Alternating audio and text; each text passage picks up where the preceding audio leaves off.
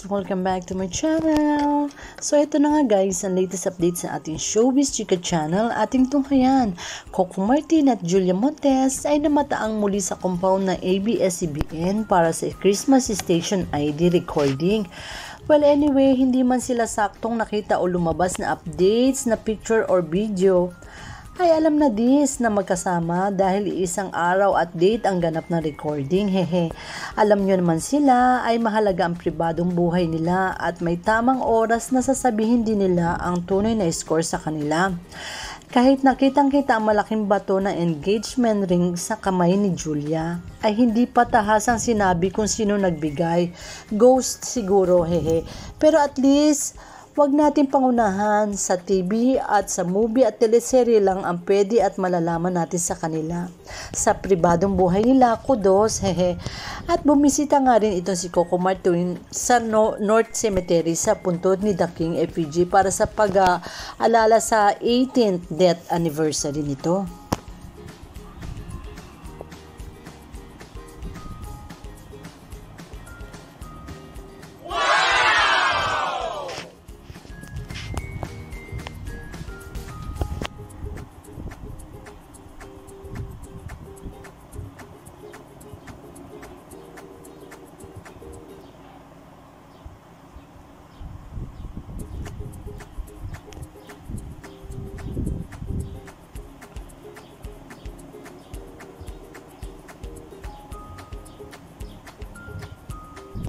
Wow!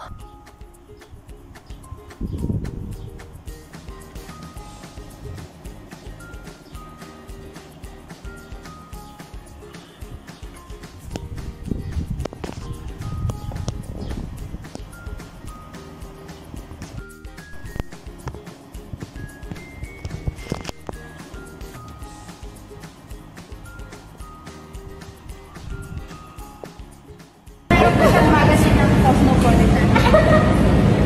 Okay po. Hindi po. May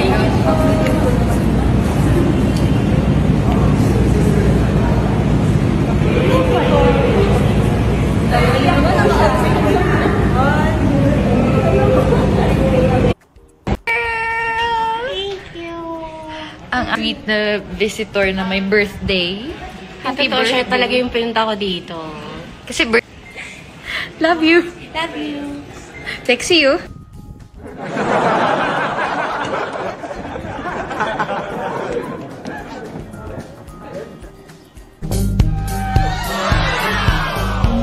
Napakalaking bagay yung binibisita namin sila at ginugunita.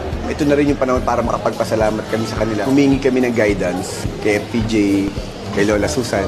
Napakalaki ito sa buhay ko, sa trabaho ko, at sa lahat ng mga katrabaho ko. Kasi hanggang ngayon, kahit na wala si FPJ at si Tita Susan, nakakatulong pa rin sila sa amin, sa mga Pilipino, para makapagbigay ng trabaho. Tatay ko stuntman din, double DK para si Jess Lapid. Isa siya sa tumulong sa akin na nag-guest siya. Yun na, utang na loob sa kanya. Si Tito! Welcome to Showbiz Chika channel. And turn on the notification bell. Thank you for watching. See you again.